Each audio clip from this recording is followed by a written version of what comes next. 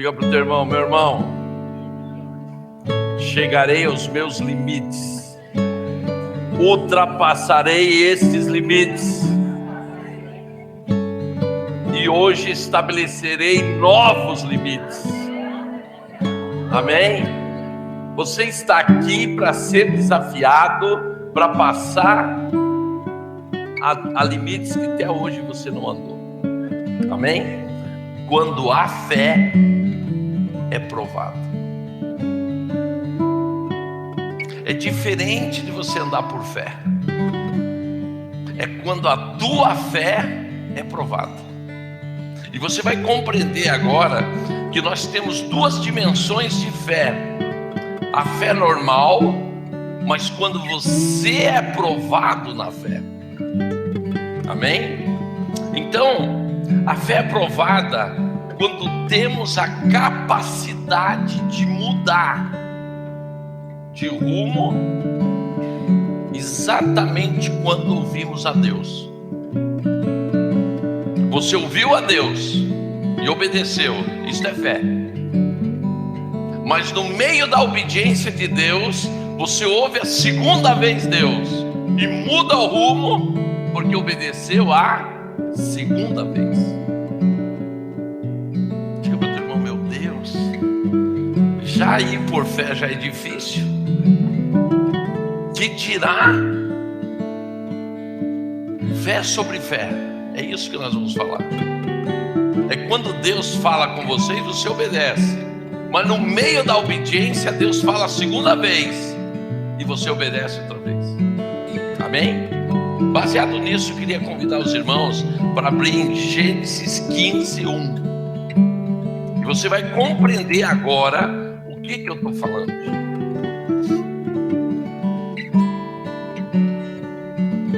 Eu quero mostrar o pai da fé trabalhando neste nível. Depois dessas coisas, veio a palavra do Senhor a Abraão em visão, dizendo: não temas, Abraão, eu sou o teu escudo, o teu grandíssimo galardão. Então disse Abraão: Senhor Deus, que me has de dar, pois ando sem filhos, e o mordomo da minha casa é o Damasceno Eliezer. Disse mais Abraão: eis que não me tens dado filhos, e eis que o nascido da minha casa será o meu herdeiro. E eis que veio a palavra do Senhor lhe dizendo: este não será o teu herdeiro, mas aquele que de tuas entranhas sair, este será o teu herdeiro. Então o levou fora e disse: olha agora para os céus e conta as estrelas, se as pode contar. E disse-lhe: assim será a tua descendência. E cresceu ele no Senhor e imputou-lhe isto por justiça. Então você tem que ver o seguinte: a fé é algo. O que é a fé? Quem sabe o que é a fé? Eu vou fazer um exercício mental com vocês. Se você tem uma laranja, o que é uma laranja? É uma fruta. Se você tem uma alface, você tem uma verdura. Se você tem um tomate, você tem é fruta, mas a gente chama de legumes, né? O que é legume? Abóbora é um legume? Chuchu? Tomate é fruta. Se você tem, por exemplo, um microfone, é um acessório de som. E fé é o quê?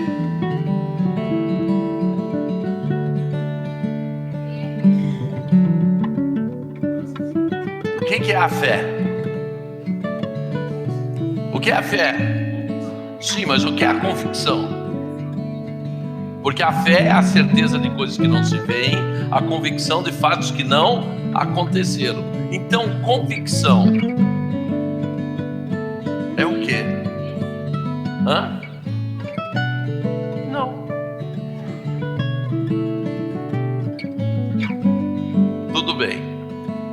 me responder em 30 segundos, vai ganhar o carro do bispo.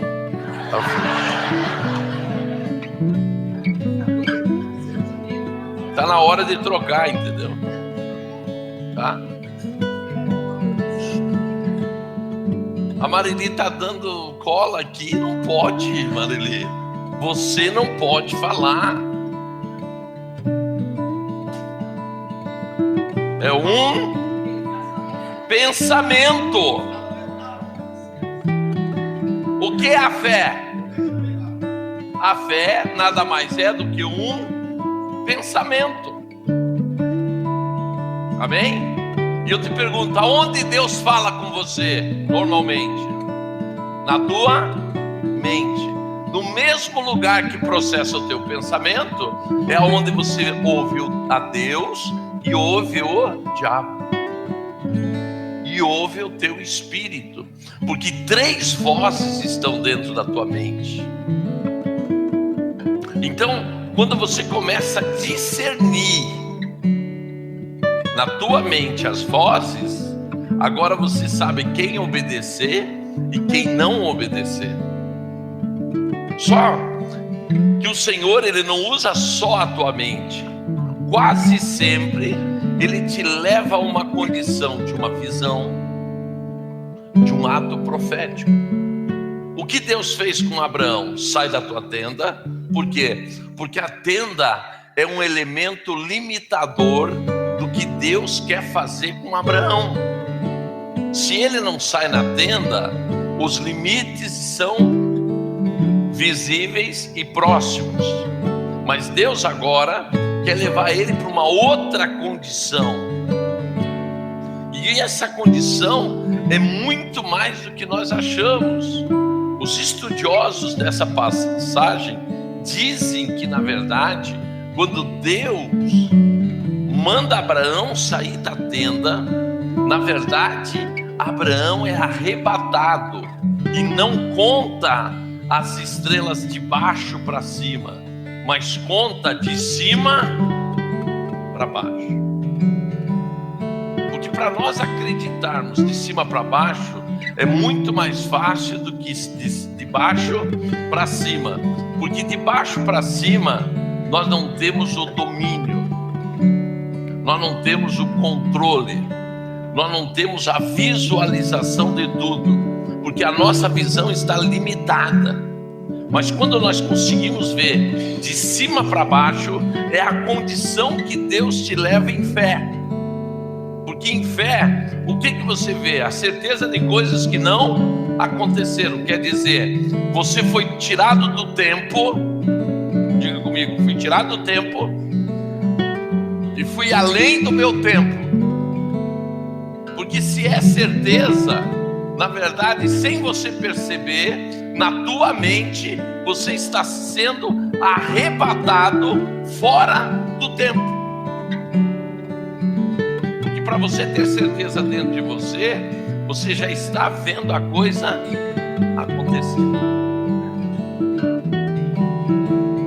Diga para o teu irmão assim: meu Deus, nunca pensei assim. Porque se eu tenho certeza, é porque eu já estou lá. Eu não estou aqui. Eu já estou lá.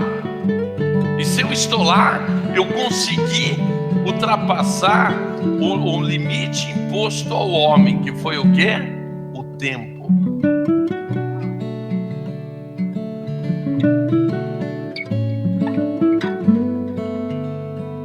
Tremendo. Então, o que é a convicção? A certeza e a convicção são 2 pensamentos que te eliminam a dúvida, a incerteza.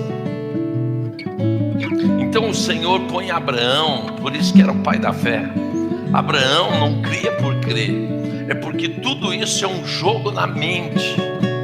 A hora que você passa por um milagre, vamos dizer que você foi curado sobrenaturalmente, e depois de um tempo aparece um novo limitador na tua vida, uma outra doença. Se a tua mente passou um processo de renovação e se quebrou as estruturas mentais que te limitavam a não crer, você parte do último milagre, porque daí você na tua mente trabalha com o seguinte pensamento: se Deus me curou daquilo, me cura disso. Então você tem uma base de pensamento. Então, o que é a certeza? É um espaço no tempo que você partiu de um trampolim sobrenatural para atingir um outro nível sobrenatural. Você não parte do zero, parte de algo palpável do sobrenatural. Então, quando Deus diz para Abraão: sai da tua tenda, o que ele estava limitando? Todas as dimensões de limitação que Abraão tinha. Embaixo, terra. No lado, tenda. Em cima, telhado. Ele diz: sai fora. Diga para o teu irmão: meu irmão, aprenda uma coisa. Se você não aprender a sair da situação e da circunstância, você continua dentro da tenda. Mas a hora que você sai da situação e da circunstância, você está fora da tua limitação e consegue ver as estrelas.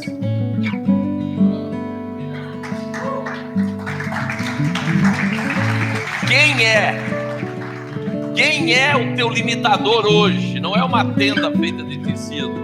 O teu limite hoje é a situação e a circunstância que você está vivendo. Estou sem dinheiro. Se você não conseguir romper essa situação e circunstância, você nunca vai se ver com dinheiro. É aí que a gente insiste que temos que ter um altar secreto. Porque no altar secreto, Deus vai trabalhar na tua situação e circunstância. Você lembra a preparação de Davi para enfrentar gigante? Você tem um gigante hoje. Teu gigante, situação financeira. Davi não sabia que tinha um gigante esperando por ele, mas Deus sabia. Então ele primeiro manda um urso. Davi mata o urso. Manda o leão. Davi mata o leão. Quando ele chegou para enfrentar o gigante, ele tinha um treinamento próprio para derrubar e matar gigantes. Qual é mais perigoso? Enfrentar um urso ou enfrentar um gigante? Claro que é o urso. Muito mais difícil. Então, Deus foi desmontando na mente de Davi a palavra chamada medo. Por que Davi rompe contra o gigante de tal maneira que ele sai correndo? Ele não ficou assim, escolhendo um espaço, escolhendo uma posição, escolhendo alguma coisa. A Bíblia diz que ele saiu em direção ao gigante correndo. Porque o limitador que ele podia ter foi eliminado lá atrás das malhadas. A palavra medo. Diga para o teu irmão: a tua primeira tenda que você tem que sair se chama medo.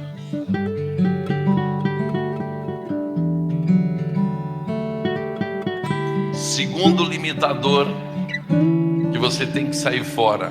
Qual é a segunda tenda?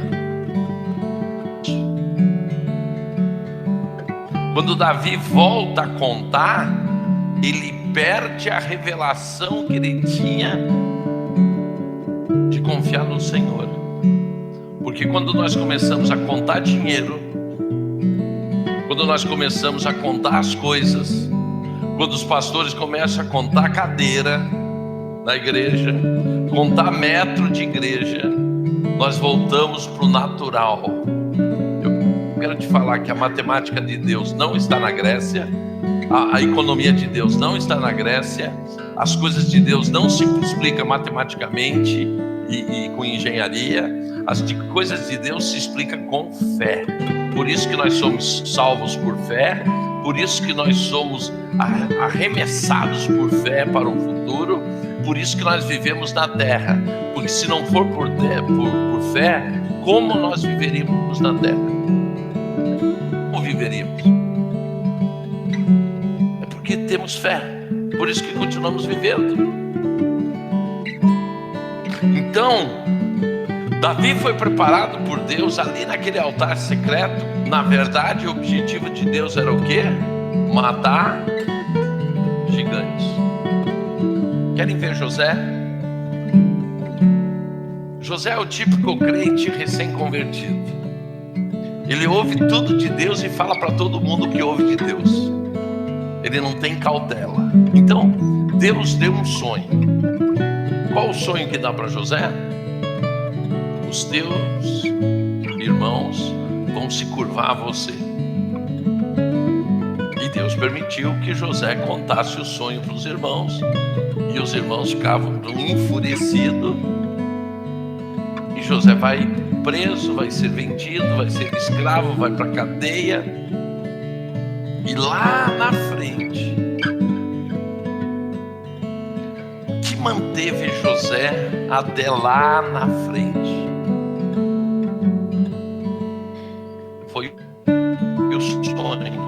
O sonho tirou ele do tempo, porque no tempo os irmãos não suportavam ele. Os irmãos não queriam saber dele. No tempo, ele era odiado pelos irmãos. Como que ele podia imaginar que lá na frente os irmãos se curvariam a ele? Que ele teria tanta autoridade que eles se renderiam à autoridade dele. Diga, um sonho. É isso que você tem que entender. Quando Deus te dá um sonho, é porque Ele já te preparou mentalmente para você chegar lá. E quando você tem um sonho, você pode perder a colheita, você pode perder a batalha, você pode perder a tua vaga, pode perder qualquer coisa. Você ainda está ligado no quê? Por isso que não te deixa desistir. Diga para o teu irmão, a estratégia de Deus na fé é te tirar do tempo, te jogar no tempo, e você se vê no tempo futuro o que vai acontecer. A certeza nada mais é do que o que nós chamamos de, como que é, buraco negro. Você não sabe onde o buraco negro vai te jogar. Nós entramos, quando nós temos fé, é como se a gente estivesse entrando num buraco negro para o futuro. Só que a nossa diferença é que nós sabemos o que vai acontecer no futuro. Amém? Olhe bem, que interessante. Quando José cumpre o seu sonho, o que Deus faz com José? Imagina só, o teu sonho é comprar um carro. E você ora todos os dias, Senhor, me dá um carrinho. Ele não vai te dar um carrinho, porque a fé para ganhar um carrinho é a mesma fé que você gasta para ganhar um carrão. Então ele vai te dar um carro, certo? Mas quando você está com o carro, uma semana andando com o carro, o que você sente?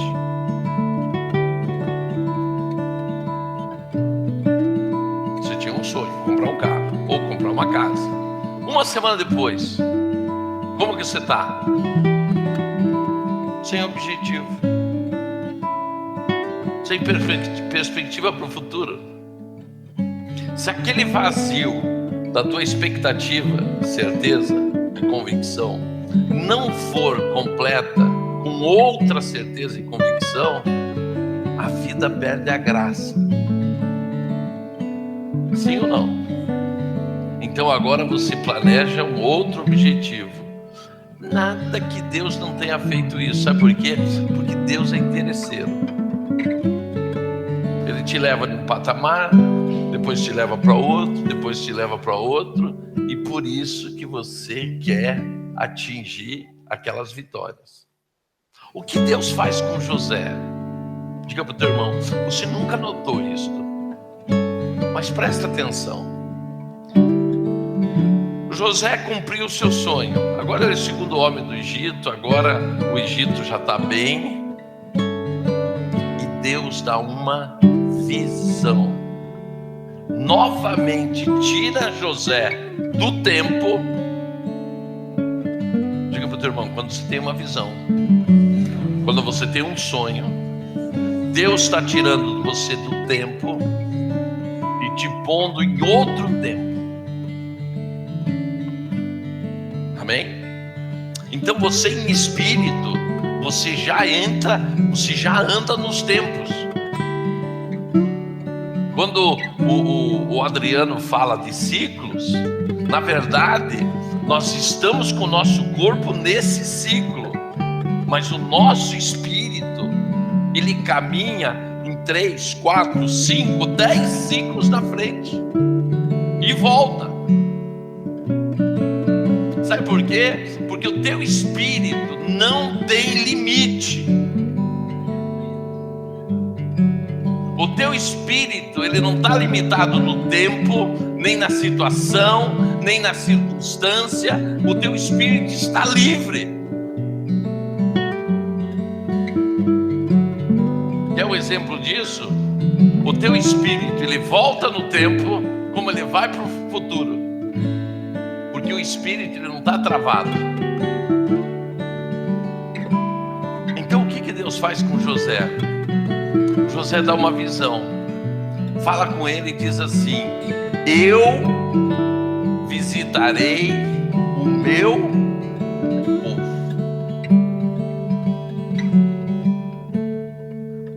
José, antes de Moisés ter a revelação do Messias, ele teve a visão que Deus encarnaria e visitaria o seu povo. Se a providência dele a vida inteira foi aguentar todas as situações, porque o que José passou? José passou a prova da fé. Ele tinha um sonho, ele tinha uma palavra de Deus. Então agora, o que ele está vivendo? A prova da fé. O que é a prova da fé? É a convicção de você saber que você vai ser um homem importantíssimo no contexto do Egito, que ele não consegue ainda ver que é do Egito, porque ele pensou que era só no âmbito dos seus familiares, dos seus irmãos. Mas Deus, ele não pensa pequeno, gente. Ele fez o universo. Diga para o teu irmão assim: sabe o que Deus pensa de você? Bem mais do que você. Porque nós temos uma visão muito limitada de nós. Deus já te viu lá nas nações, Deus já te viu lá nas multidões, Deus já viu você lá construindo os prédios, fazendo tudo, porque Ele já te vê lá na eternidade. É você que ainda está ali dizendo: ai, coitadinho de mim, que penia que eu tenho de mim, ai meu Deus, se ninguém me ajudar. Deus se revela a José e se mostra visitando o seu povo. E olha o que Moisés, agora Moisés já é o tal, agora ele já passou o primeiro sonho, agora ele vai começar a viver o seu segundo sonho. Qual foi o sonho? Deus visitará o seu povo. Qual foi a atitude que José tomou? José voltou para o tempo. No tempo ele viu a sua limitação. Ele disse: se Deus vai visitar o povo mais ou menos daqui uns 1700 anos,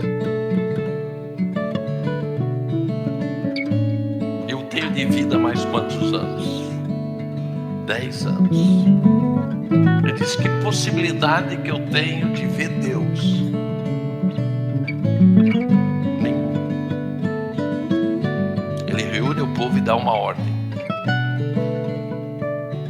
Aqui que eu quero mostrar para vocês que nem a morte te limita. O limitador humano seria a morte, mas quando Jesus vence a morte, Ele nos deu a possibilidade de nem a morte nos limitar. Como que você se vê no futuro? Como você se vê no futuro? Esse é o nosso problema. Se eu não tenho uma visão, se eu não tenho um sonho, se eu não tenho um projeto, se eu não estou lá na frente, eu estou no tempo. Então toda a estratégia da minha vida está marcada onde? Agora. Eu vivo o agora. Mas se eu já tenho a projeção depois até da morte, eu sei o que fazer agora. Eu estou com o teu irmão e diz: sabe por que você não sabe fazer o agora? Porque você não está vendo o futuro. Você não está tendo a revelação do futuro.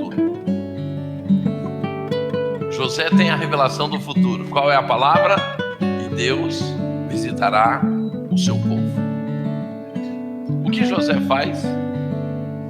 Reúne o povo e diz: se eu não vou estar vivo, pelo menos os meus ossos estarão aonde Deus visitar. Por quê? Porque se os meus ossos estiverem aonde Deus visitar, tudo pode acontecer.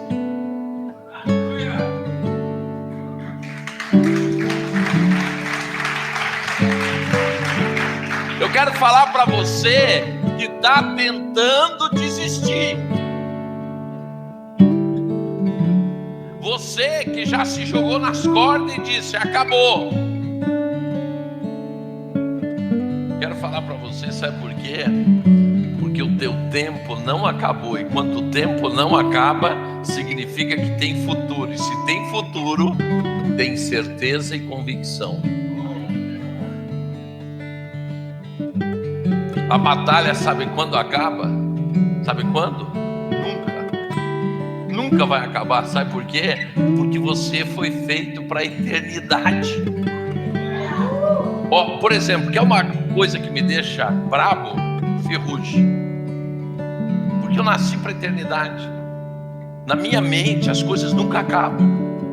Quando eu vejo ferrugem, eu vejo a limitação do tempo. Entendeu? Vocês perceberam o meu raciocínio qual é? Por exemplo, ficar fazendo manutenção nas coisas, para mim é um atraso, porque eu nasci para a eternidade. Na eternidade nada se faz manutenção, tudo se renova, tudo está em perfeito estado. Então eu não nasci para viver nesse tempo. Por isso que eu não suporto a ferrugem. Sabe, essas coisas que tem que todo dia fazer, eu não suporto isso. Sabe por quê? Porque eu nasci para a eternidade. Eu tenho uma marca de Deus da eternidade dentro de mim. O meu espírito se inquieta quando eu não vejo as coisas eternas.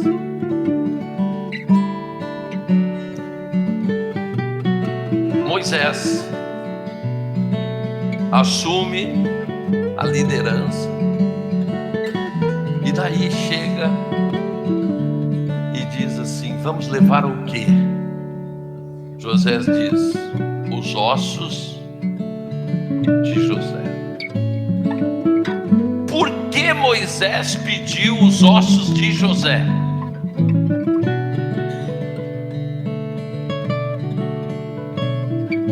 Não me olhem, me respondam. Por quê?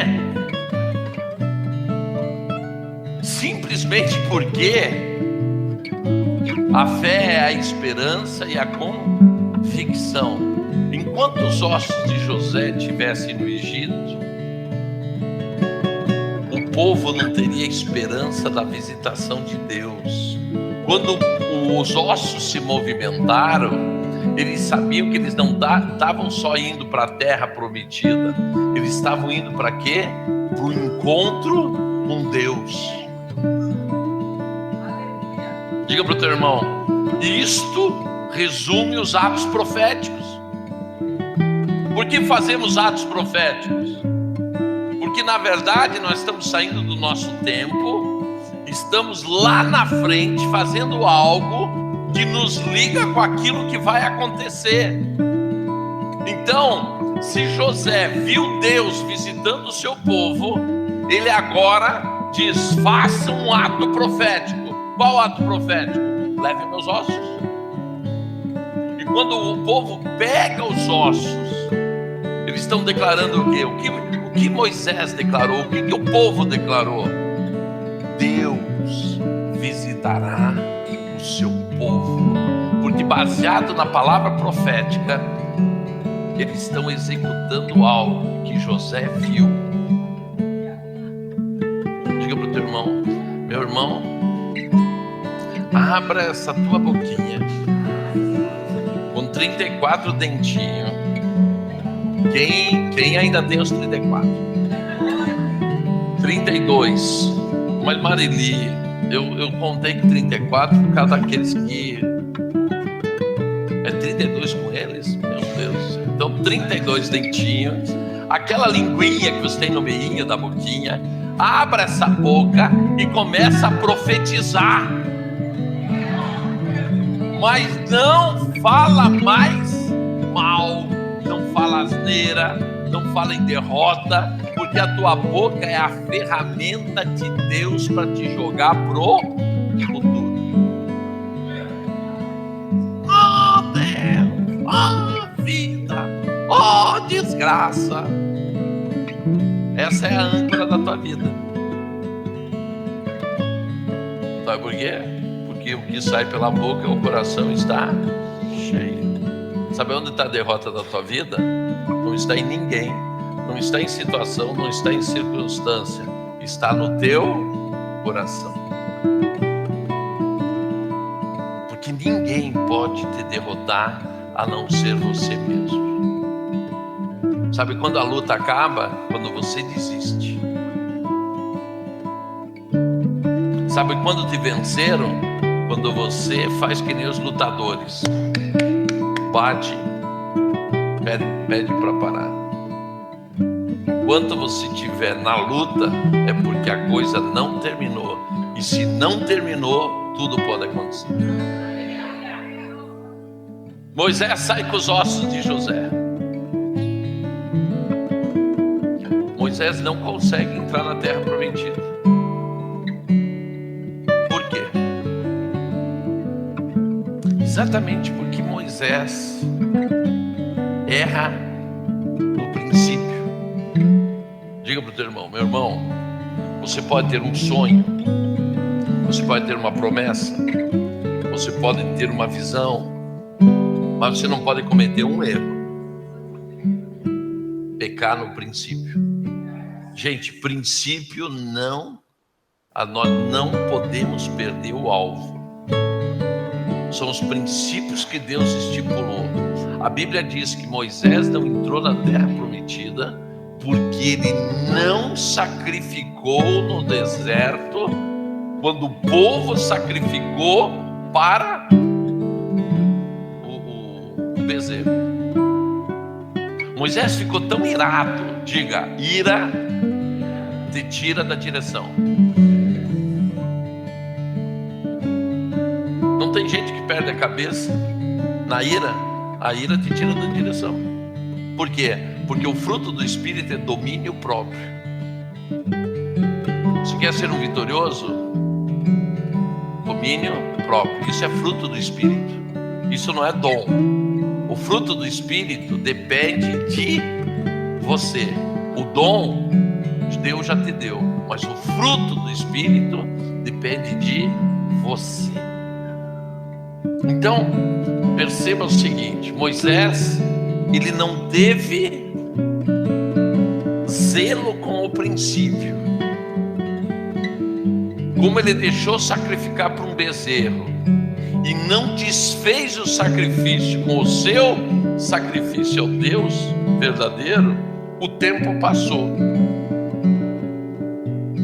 E se você for analisar a vida de Moisés, Moisés deixa umas fissuras na sua vida que vão comprometendo a sua vida.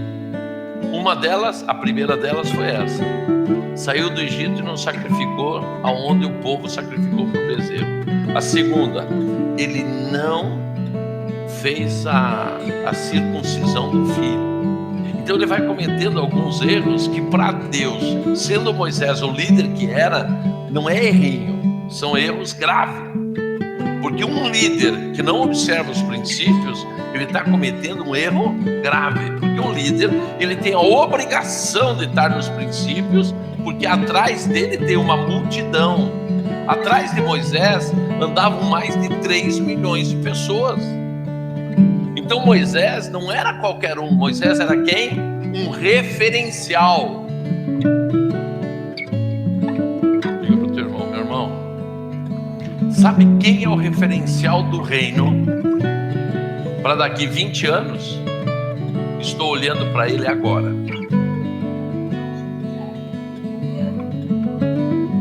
Sabe qual é o referencial para daqui 30 anos? Estou olhando para ele agora. Sabe de quem serão escritos os livros dos heróis da fé? Da tua vida. Sabe quem os pastores, profetas, apóstolos vão falar daqui 30 anos?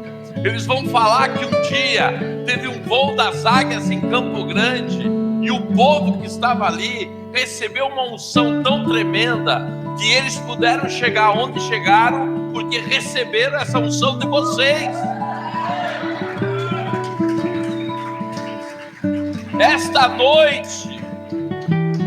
Essa noite eu não vim falar de Campo Grande hoje. Eu vim falar de Campo Grande daqui 30, 40, 50 anos. E estou falando com as pessoas certas. Sabe por quê? Vocês serão a referência desta geração que influenciará aquela geração. Feche os olhos e se veja. Veja essa cidade daqui 30 anos. Veja as igrejas.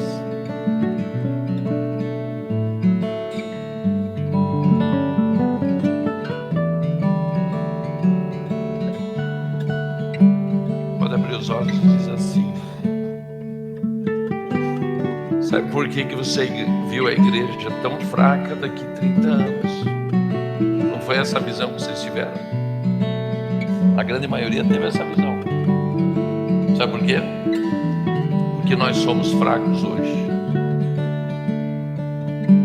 Nós somos crentes muito fracos. Qualquer vento a gente já sai correndo. Qualquer dúvida a gente desiste.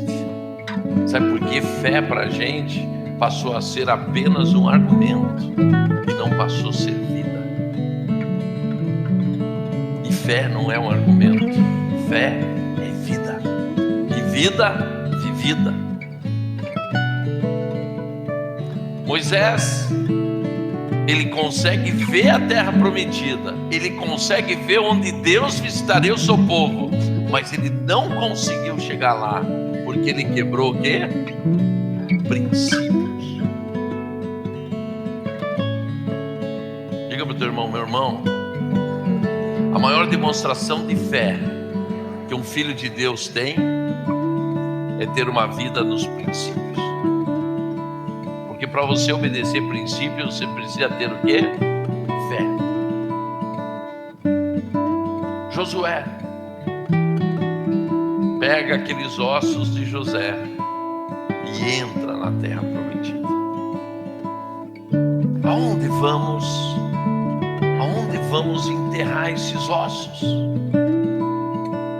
Não em outro lugar.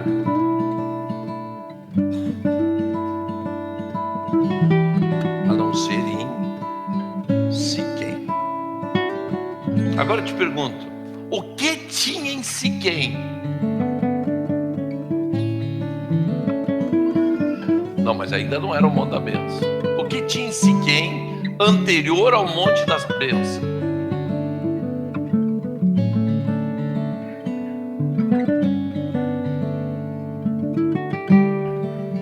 Diga para o teu irmão, por isso que você tem que ir para Israel.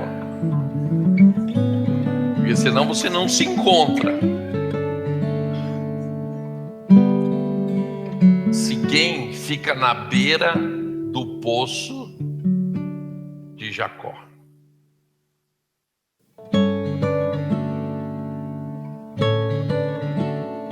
A terra prometida, que vai ser prometida a Abraão, está exatamente onde se enterra os ossos de José.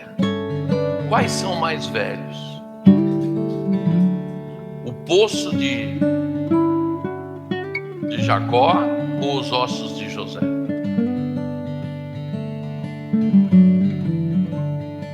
Qual viveu primeiro?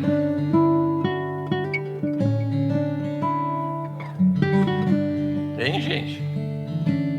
Eu falei o poço de Jacó, né? É o poço de Abraão, né? O poço de Abraão. Qual tá ali primeiro? Abraão. E exatamente onde Abraão viu o futuro, agora o seu tataraneto, José é o que de Abraão?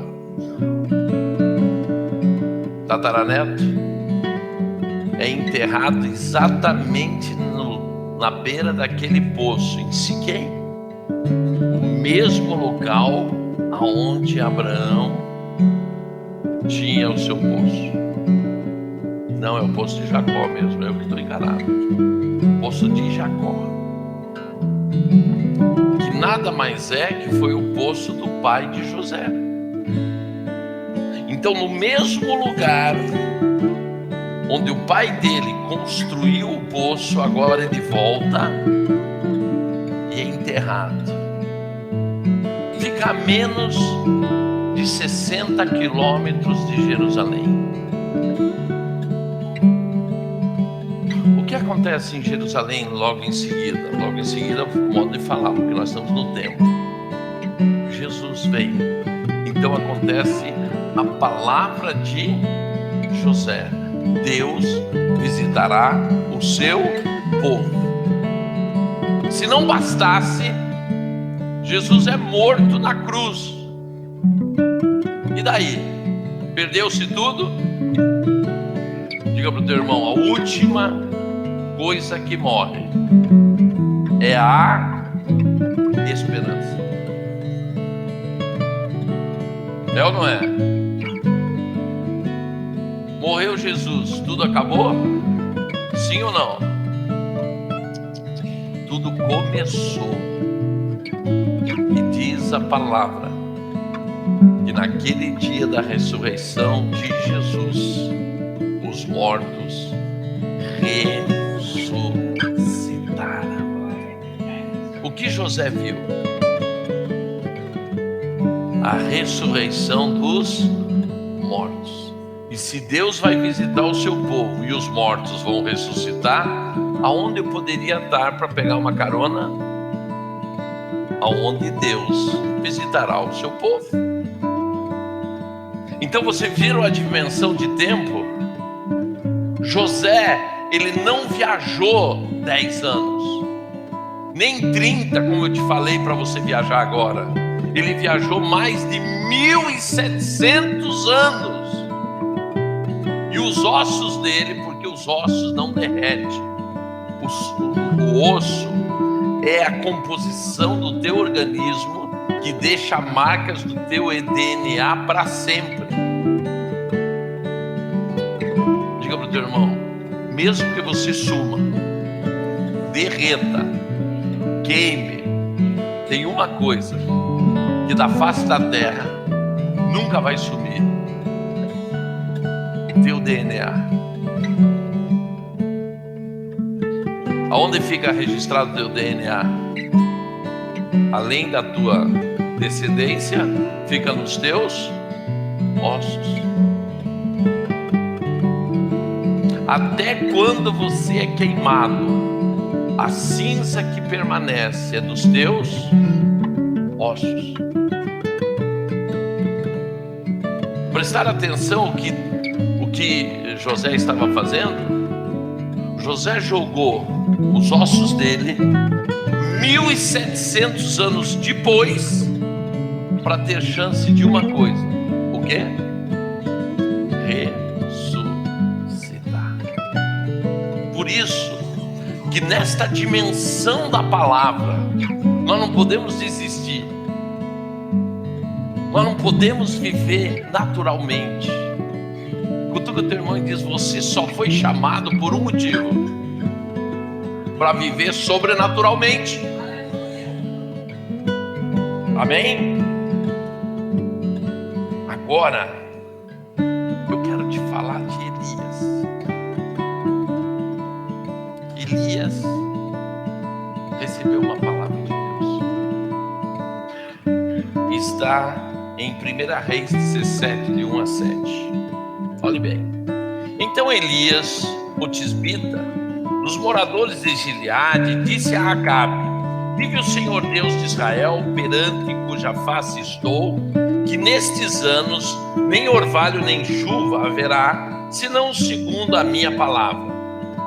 Depois veio ele a palavra do Senhor, dizendo: retira-te daqui e vai para o oriente, esconde-te junto ao ribeiro de Querite, que está diante do Jordão. O que Deus estava dando para Elias aqui? Um refrigério. Na verdade, o único lugar que tinha água era o vale de Querites. Então todo mundo não tinha água, mas o profeta tinha água. E há de ser que beberás do ribeiro, e eu tenho ordenado aos corvos que ali te sustentem. Fez conforme a palavra do Senhor, porque foi e habitou junto ao ribeiro de Querite, que está diante do Jordão. E os corvos lhe traziam pão e carne pela manhã, como também pão e carne à noite, e bebia do ribeiro. E sucedeu que, passados dias, o ribeiro se secou, porque não tinha havido chuva na terra.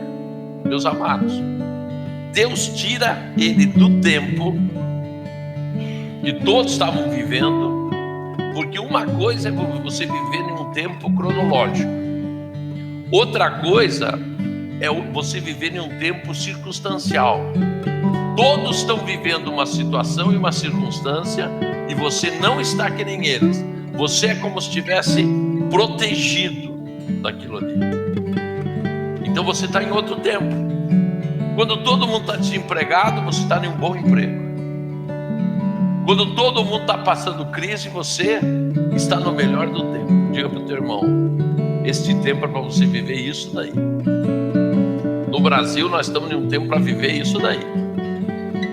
Então o profeta foi tirado da própria palavra que ele decretou, que não ia chover, não ia ter mais orvalho, uma seca total.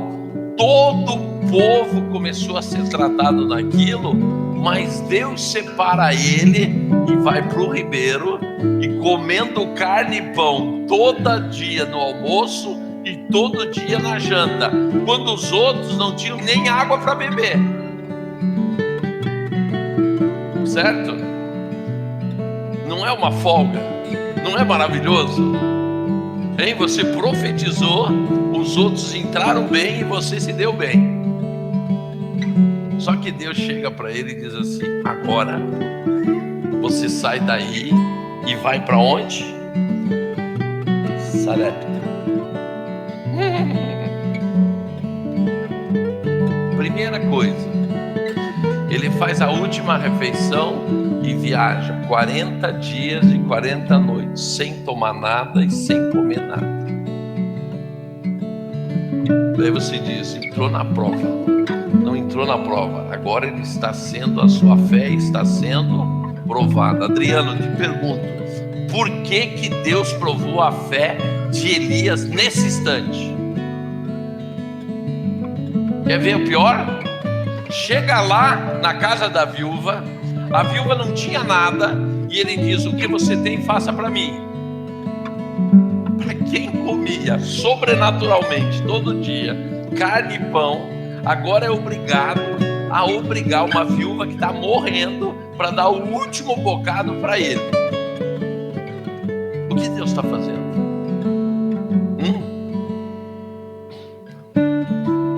É isso que nós não entendemos. Por que Deus nos leva nessa situação? A coisa estava tão boa, gente. Comendo pão e carne, água à vontade, todo o povo passando necessidade, mas ele estava bem. Mas por que Deus tira dessa situação e leva numa situação extrema?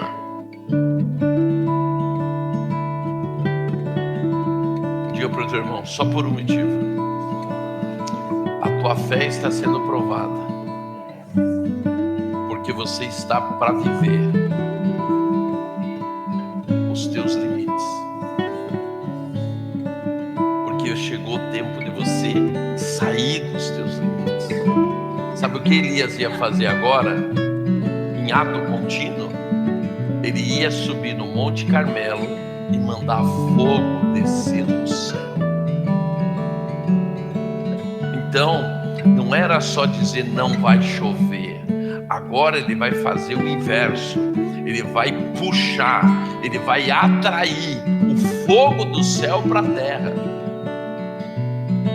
Então, da mesma forma que ele teve que ouvir a Deus, vai para a beira do ribeiro. Agora Deus diz: sai daí e vai na casa da viúva. Sabe o que Deus está falando com Elias? Está preparando ele para o grande limite ministerial da vida dele. Diga para o teu irmão, sabe por que você está vivendo uma situação hoje? Porque Deus está te levando para o limite, porque você vai ultrapassar o teu limite.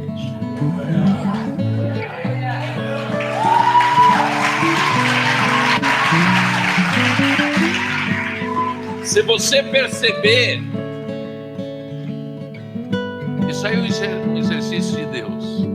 Quando está tudo bem, você diz assim: meu Deus, nunca tive um tempo tão bom. Se prepare. Se prepare. Sabe por quê? Porque você está para viver o teu maior sobrenatural.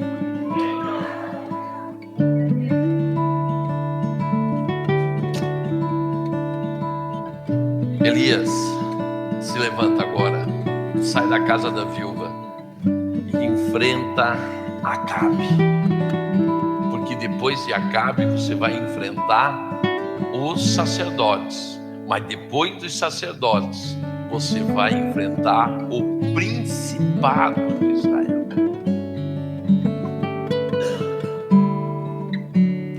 Eu acho melhor a gente estar na prova do que estar tudo bem.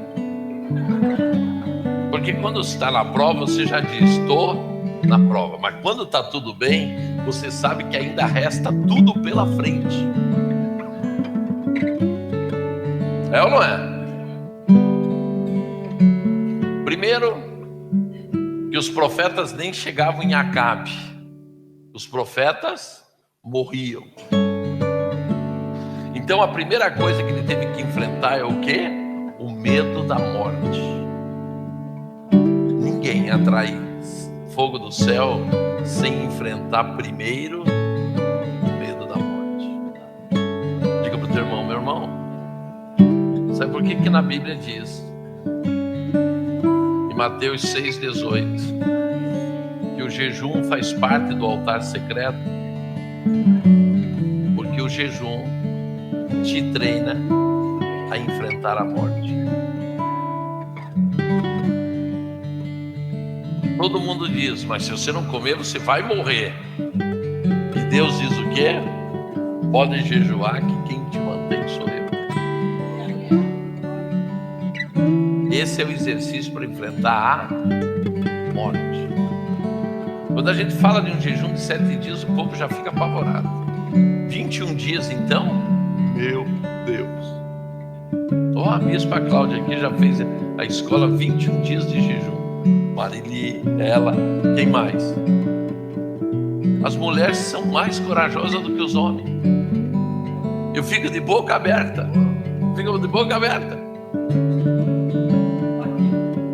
O Akio, mas o Akio é japonês. O japonês é diferente, entendeu?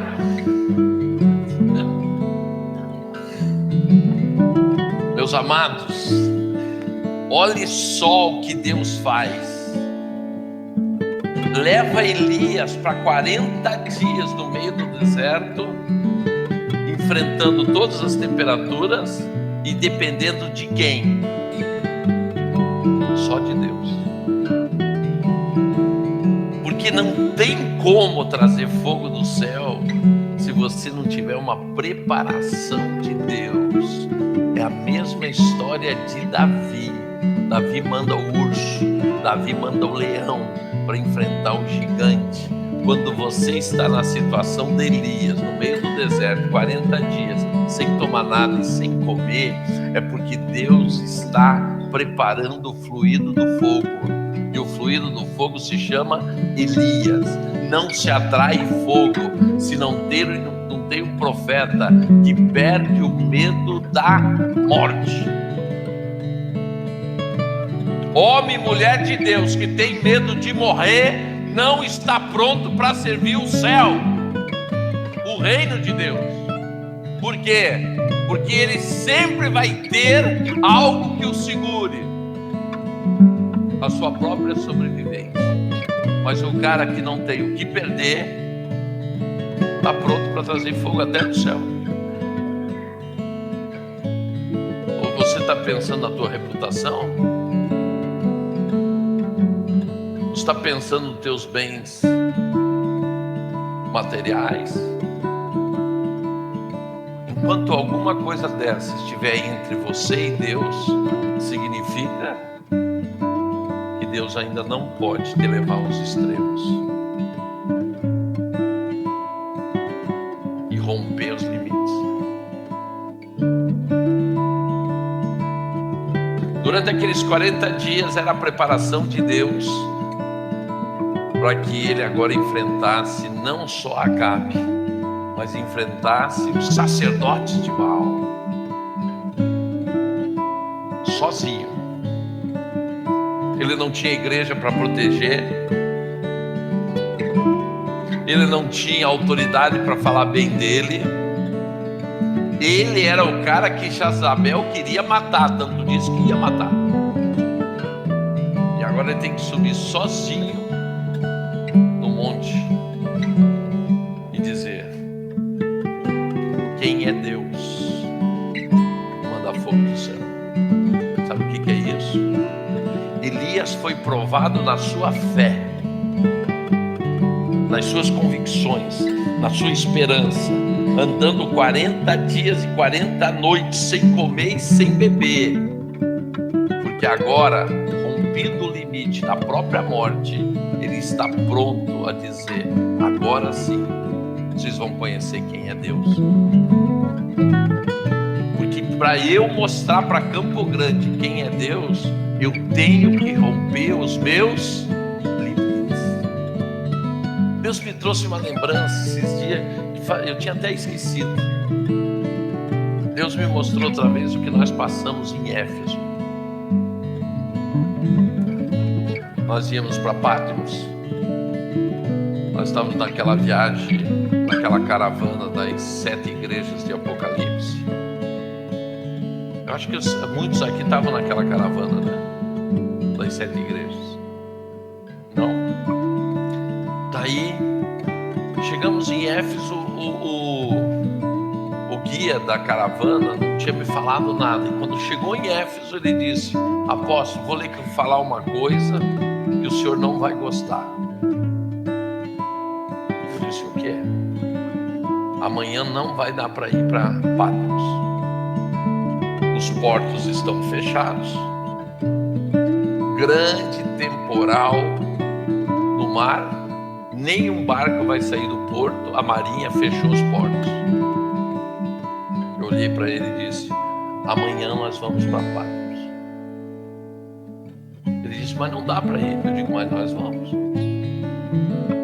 Me leva o ônibus no lugar mais alto que tem na cidade, que eu possa ver o mar. Deus estava me lembrando esses dias, eu tinha me esquecido disso. E subimos com o ônibus num monte mais alto. E dentro do ônibus tinha pastores, profetas, apóstolos, querubins, vice-querubins, tinha um monte de gente, né? E daí ele disse: pessoal, vamos levantar a mão em direção ao mar e vamos abrir o porto agora. E oramos. Você lembra, Marília? E oramos. Decretamos a abertura dos portos. Quando estamos descendo do monte, eu falo para o guia assim: amanhã, às 8 da manhã, nós vamos na marinha. Ele disse: mas como vamos na marinha? Eu digo: você só vai como intérprete. O que eu falar, você fala em turco e não precisa se preocupar. O responsável sou eu. Eu tive que aprontar a maior confusão para ele ir para a marinha. Chegamos lá, o comandante dos portos nos recebe e eu olho para ele e falo em português. Eu digo: por favor, nós estamos aqui porque queremos ir a Patmos e eu quero a sua autorização para zarpar. Ele diria o que para mim? Diria o quê? Os portos estavam fechados, nenhum navio saiu até agora. Para todo lado. Para ele seria mais fácil dizer não, só que tem uma diferença. A certeza de coisas que não se veem, a convicção de fatos que não aconteceram. Então você tem que mudar o teu estilo de vida. Ou o teu estilo de vida é andar por fé, ou você vai andar por situação e circunstância. E circunstância, sabe como que você vai viver? Pelo que os outros falam, mas não do que Deus te fala. Então você tem que escolher um estilo de vida. Eu estava em São Paulo nesse final de semana. O pastor chegou para mim: nós temos uma reunião amanhã de manhã com o prefeito. Eu digo: eu vou para te honrar, mas o prefeito não vai aparecer na reunião. Ficamos esperando 45 minutos e o prefeito não apareceu. À tarde tínhamos reunião com os pastores. Eu falei outra vez para ele: eu vou te honrar, eu vou, mas só vai aparecer 2 pastores lá. Chegamos lá, quantos pastores tinha? 2. Porque você tem que escolher quem você ouve. Ou você ouve o teu espírito, ou você ouve o diabo, ou você ouve situação e circunstância, ou você ouve Deus. Quando você ouvir a Deus, a tua fé sempre será provada. Sabe por quê? Porque se você chegou aqui, Ele vai querer te levar lá. E se chegou lá, Ele vai te levar lá. E se chegou aqui, Ele vai te levar lá. Sabe por quê?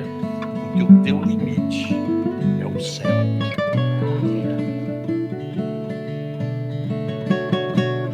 O comandante do porto me olhou e disse: me dá 10 minutos que eu já lhe respondo. Gente, os portos estavam fechados, os navios todos atracados, ninguém saía do porto, e ele me dá uma possibilidade de 10 minutos mudar a história. Voltamos para a sala dela 10 minutos depois, e ele disse assim: podem zarpar, está autorizado. O guia ficou tão impactado, e daí eu liberei o grupo. A gente ia almoçar lá ainda, então como tinha amanhã, eu digo: vamos para as compras. Sabe como aquelas são aquelas comprinhas em loja de brimo?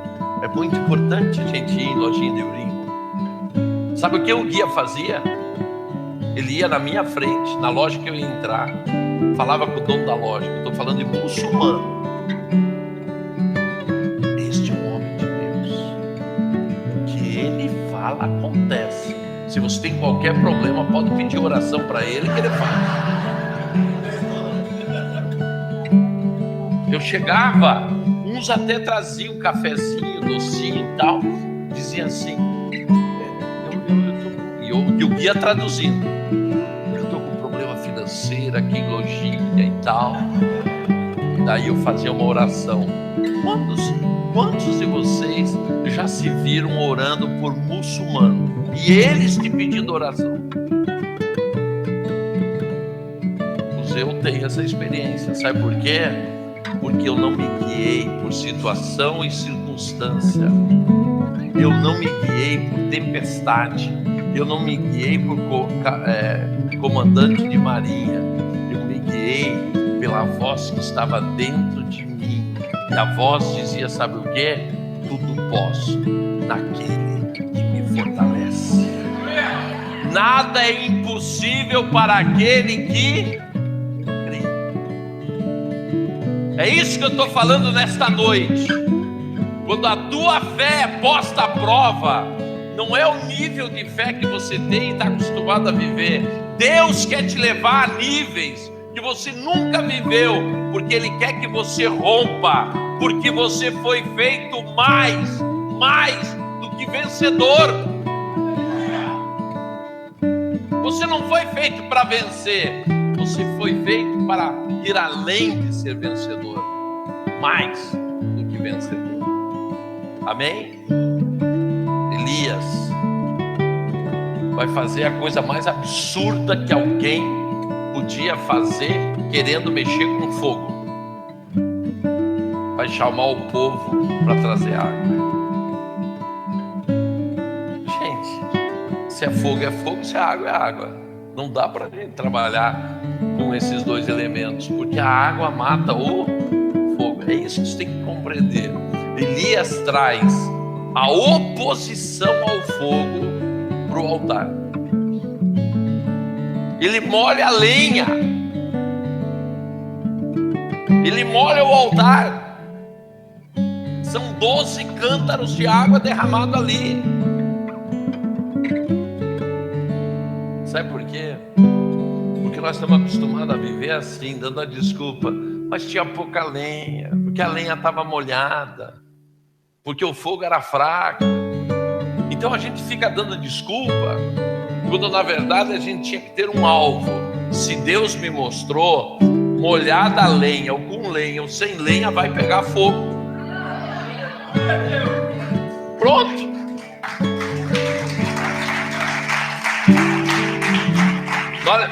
Nós não podemos esquecer que o fogo vem do céu.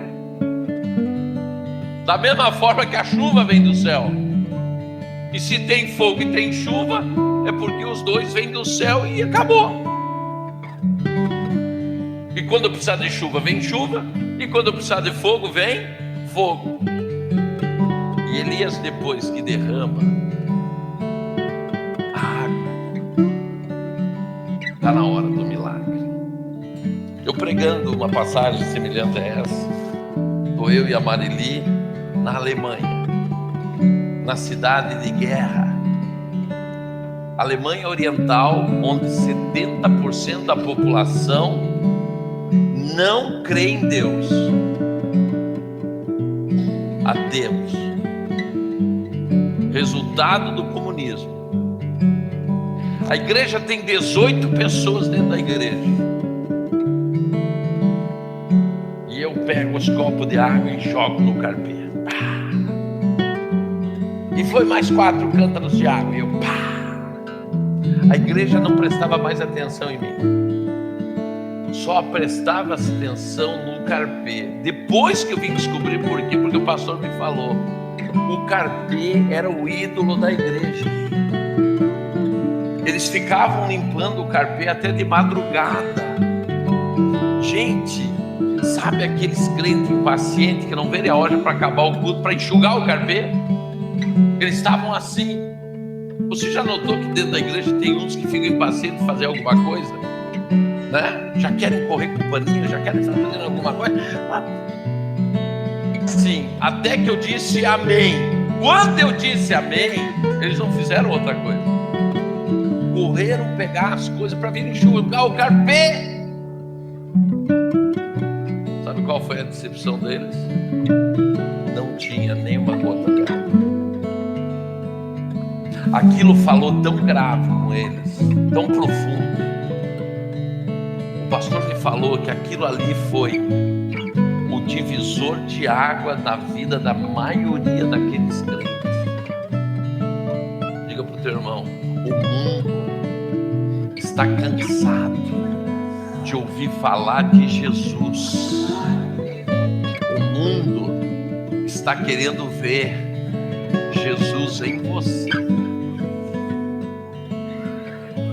E Jesus em você é um Jesus que ressuscitou, ganhou da morte, voltou e nos chamou para fazer parte do seu reino. Diga para o teu irmão: meu irmão, Deus nunca chamou os crentes para ficar sentado dentro de uma igreja só ouvindo a palavra. Nós fomos os dínamos posto na face da terra para incendiar esta terra. Nós estamos acomodados, gente. A igreja está acomodada. Eu voltei 1 ano depois desta igreja. Não tinha espaço para ninguém. A igreja lotou, eles abriram as portas dos corredores para o povo ficar no corredor. E uma família que vivia no social lá na Alemanha, o chefe da família tinha 8 filhos, chegou para mim com um envelope vermelho e disse assim: apóstolo, a sua vinda o ano passado mudou a minha história e eu quero marcar isso com uma oferta para o senhor. Me entregou 300 euros. Quando uma pessoa tira uma oferta do bolso, é porque Deus falou sério com ela. Ainda mais uma pessoa que vivia na condição que ele vivia. Naquela história ali, não foi o que eu preguei, foi o que eles viram. Por isso que quando Elias subiu o monte, não adiantava a teoria, não adiantava a pregação. Todos os judeus que estavam ali, que tinham trocado Deus para o Baal, conheciam bem a palavra. Ele precisava ter o quê? Sinais, milagres e maravilhas. Então aqui está a resposta para você. Sabe por que a tua fé vai ser posta à prova? Porque Deus quer que você seja o condutor de milagres, de sinais e de maravilhas. Só por isso. Diga para o teu irmão: meu irmão, não adianta oposição, o fogo vai cair do mesmo jeito. Meus amados,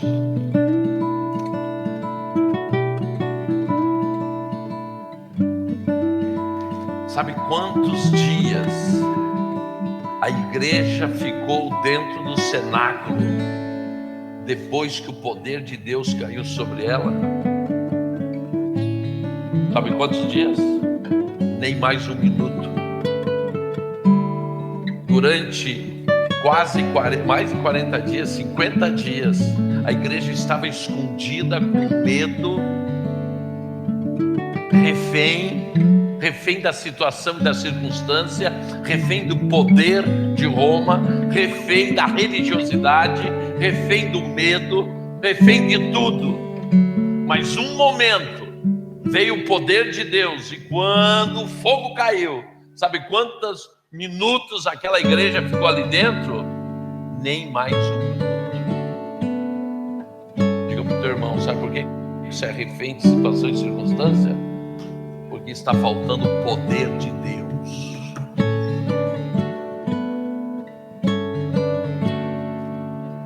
Sabe quando que você é refém de riacho e de corvo trazendo comida? Quando você não enfrentou ainda a morte e viu o quê? O poder de Deus. Sabe quando você ainda não viu o fogo do céu? Porque ainda você é refém de situação e circunstância. Mas quando você vence, sabe o que você vai ver? Fogo cair do céu. Gente, o poder de Deus veio sobre a igreja, e esta igreja em 300 anos mudou o mundo. E agora vem a pergunta: o que está faltando para mudar Campo Grande? Diga comigo. O poder de Deus sobre a minha vida. Só que ele está aí. Ele já está sobre a tua vida. Só falta uma coisa: que você tenha certeza e convicção do que você não vê e dos fatos que não aconteceram. A igreja está dormindo. A igreja está morta. A igreja está abandonando Deus para virar moda, para virar shows, para virar programas, e está abandonando a única coisa que pode manter a igreja viva: o poder de Deus.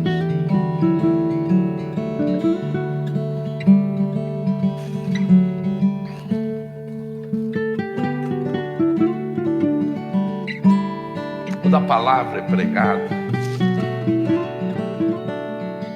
e não causa mudança, significa que só uma coisa está acontecendo: a tradição e a religião está no controle.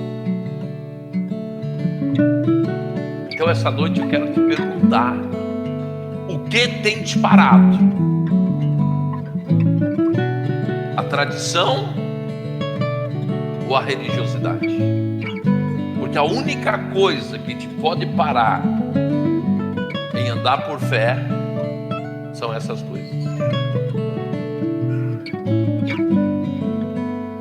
O que eu te falei aqui desses homens que viveram antes de mim, eles todos tiveram que vencer o quê?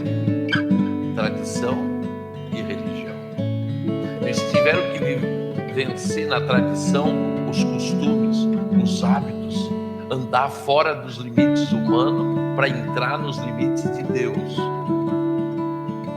Eles romperam com esquemas religiosos para viver isso que eu falei para vocês. Então você me pergunta: o que é a prova da fé? É quando você consegue romper com o que você construiu dentro do teu coração, que está baseado na religiosidade e na tradição.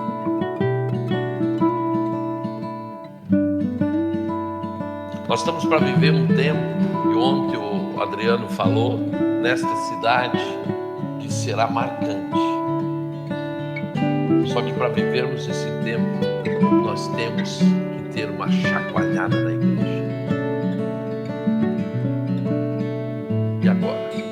Você está pronto para a chacoalhada?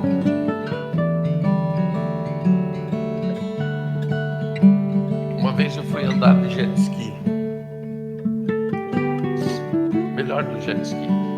Eu estava no quartel, comandante de pelotão operacional, faca na boca, preparado para qualquer coisa.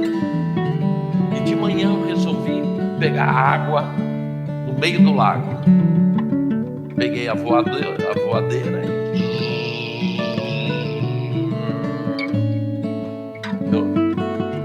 eu tinha a raiz amador, tudo certinho. Mas aí surgiu uma situação. Aparece um patinho voando a uma altura assim da água. Eu disse: eu vou pegar o pato. E fui encostando, e o patinho. Só que ele tinha uma estratégia. Sem me dar sinal, ele vira para a direita. E eu sem nada, viro para a direita. E na força que eu virei, eu passei reto. Zum, pá! Tô eu agora dentro do lago, às 7 horas da manhã, o patinho rindo de mim. E o barco de motor, meia máquina, fazendo em volta de mim assim, ó.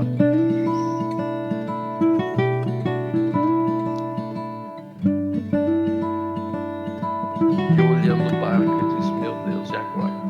Agora, se eu errar a pegada na frente, o motor me pega atrás. Eu tô pesado até não querer mais, de farda, de coturno. Eu digo, eu só tenho uma pegada. Se eu errar essa, acabou.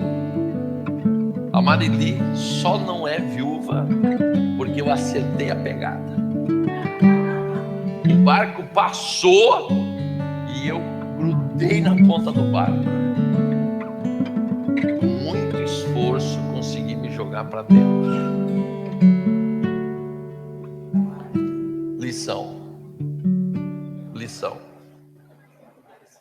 Lição. Uma situação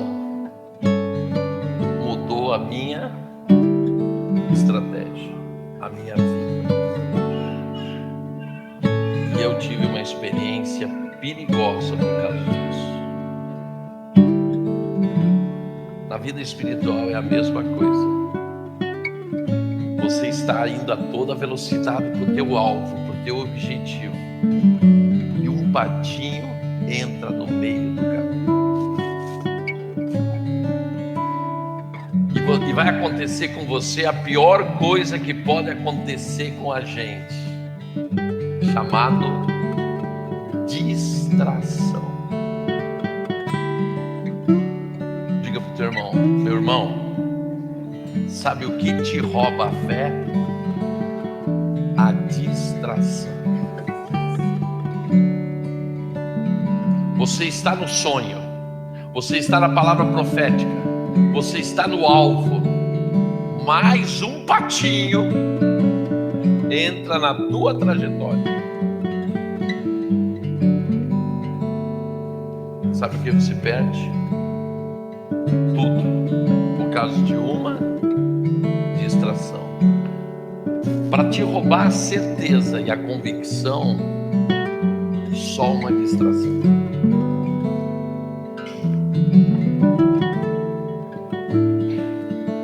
E é isso que eu quero que você analise essa noite. O que tem te distraído? Que você não tem mais perseguido a palavra que você recebeu? O que tem distraído para te tirar do alvo que Deus te deu? O que te distraiu que agora você não suporta nem que a tua fé seja posta à prova? Porque está fraco e não consegue mais reagir. Porque enquanto eu não chego a esta resposta, eu não tenho como dar os próximos passos.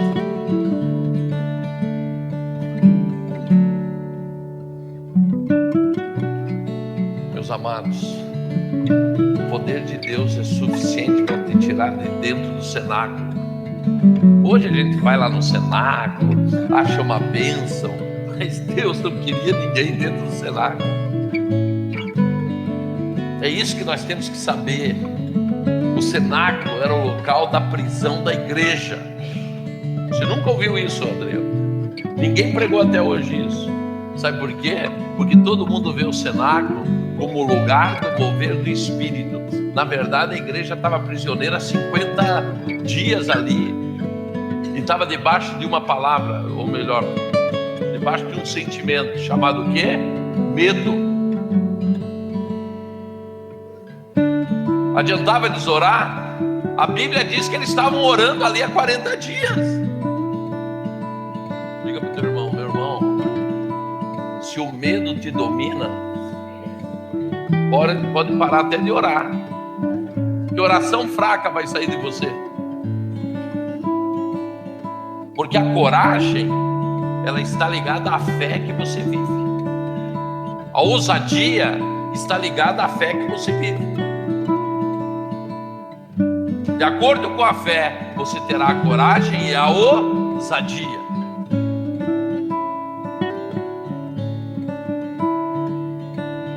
Toda a palavra é pregada e não causa mudança, é porque alguma coisa aconteceu.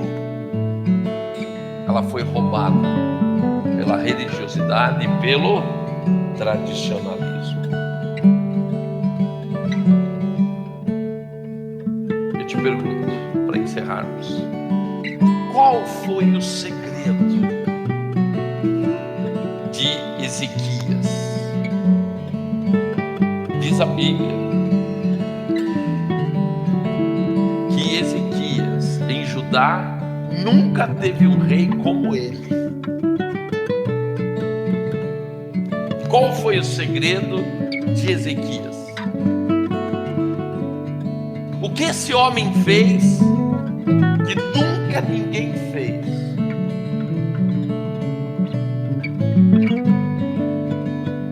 Diga para o teu irmão, meu irmão, você está para viver um momento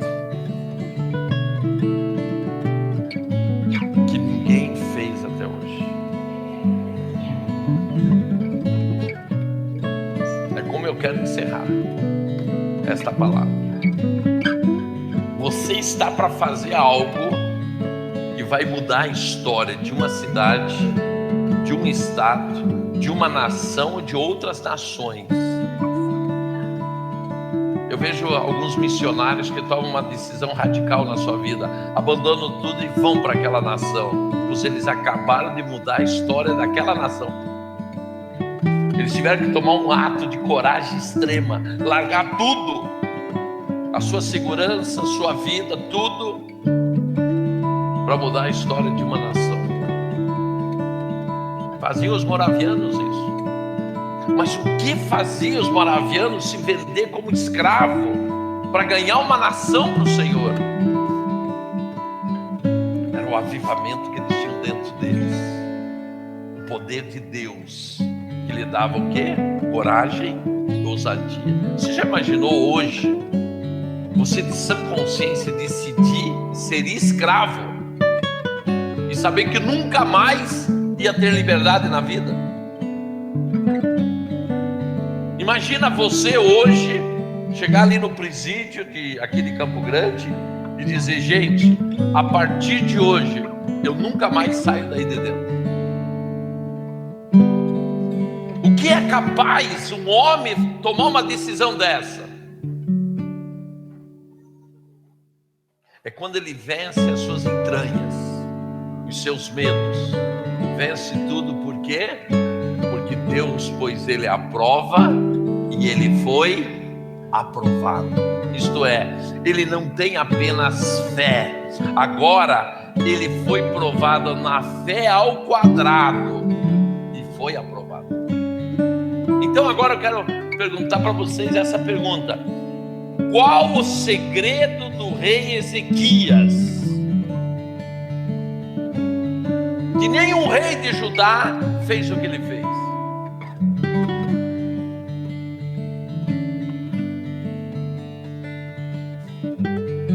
Alguém sabe? Ele foi capaz de destruir a serpente que Moisés fez no deserto. O ato mais corajoso que ele teve foi enfrentar a religiosidade do povo e destruiu a serpente. Porque quando Moisés obedeceu a Deus, é uma situação, mas aquela serpente virou um ídolo. E ele teve a coragem de destruir a serpente. Por isso que ele é o homem, o rei que marcou Judá.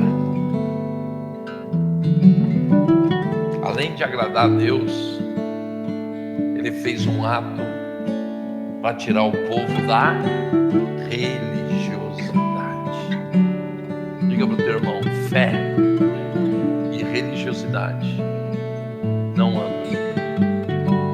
tradição e fé não andam. O que eu estou te convidando hoje à noite é para você romper os teus limites que estão sendo impostos na tua vida por essas duas palavras chamadas religiosidade e tradição.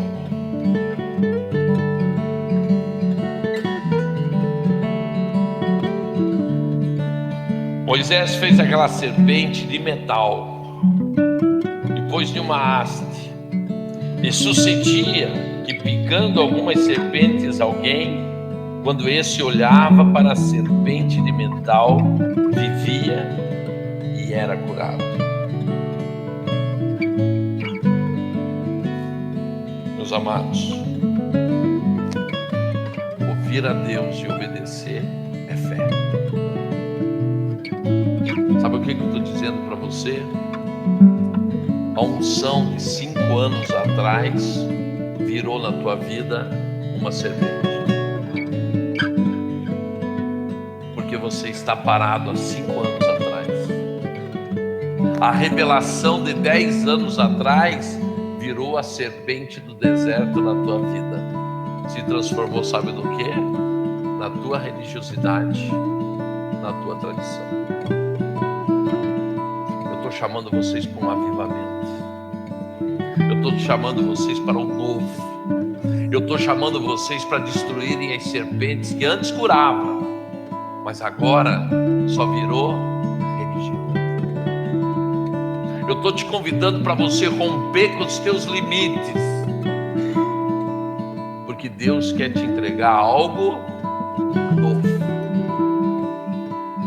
Se você hoje quer tomar uma posição diante de Deus para receber o novo, a nova revelação, ser um José, ser um Moisés, ou ser um desses homens, ou ser você desta geração, significa que hoje você tem que romper com aquilo que está te segurando. Sabe por quê? Porque a partir de hoje a tua fé vai ser posto à prova. Quem quiser fazer isso, romper hoje com esses limites, matar as serpentes que foram postas para o bem, mas que hoje se transformou em peso, sai do teu lugar e vem aqui.